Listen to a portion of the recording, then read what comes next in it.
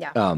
As long as we're talking about food and food intake relative to training, what is the suggested post-training window in which one should either avoid or make sure they get nutrition?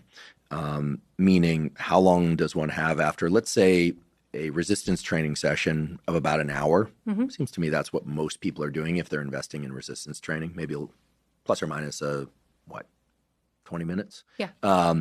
And they're hitting those high intensity sets where they have maybe just one or two repetitions in reserve, maybe going to failure on a few of those sets. What do you recommend women eat after they train?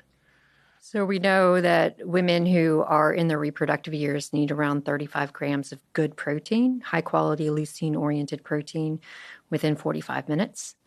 And we see that women who are perimenopausal onwards are 40 to 60 grams because we become more anabolically resistant to food and exercise as we get older.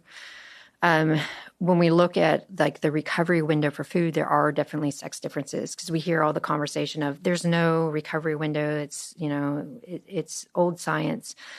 But we look at the research of when women's metabolisms come back down to baseline, meaning that they have constant straight blood sugar levels versus men. Women, it's within 60 minutes. And for men, it's up to 3 hours. So when we're looking at the data that says there's no window per se for getting food in, it's based on male data. So when we're looking at women, we have this tighter window to stop that breakdown effect and start the reparation. So yeah, it's like when we're talking about the protein intake, it's really important not only to get that leucine content up in the muscle to start the reparation and repair, but also again to signal that, yeah, we're in a building state, we're not holding that catabolic state and increasing all the repercussions that come with it. So women should try and get 30 or as much as 40, maybe 50 grams of protein, depending on their age, post-training within an hour of training. Yep. Men seem to have a longer window. They could wait an hour, 2 hours, maybe even 3 hours before ingesting protein. What about carbohydrate? We look at mixed. But for men, it's more important because they go through their liver and muscle glycogen so much faster than women.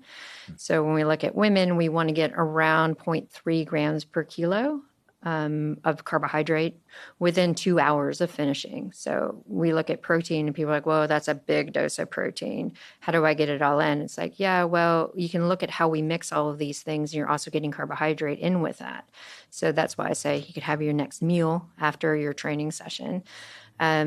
Yeah, there's a time and a place for protein supplementation, but if you're getting that real food in, then you're also getting, your magnesium and your potassium and your sodium and all the things that people supposedly lose, and you're able to also repair a lot better.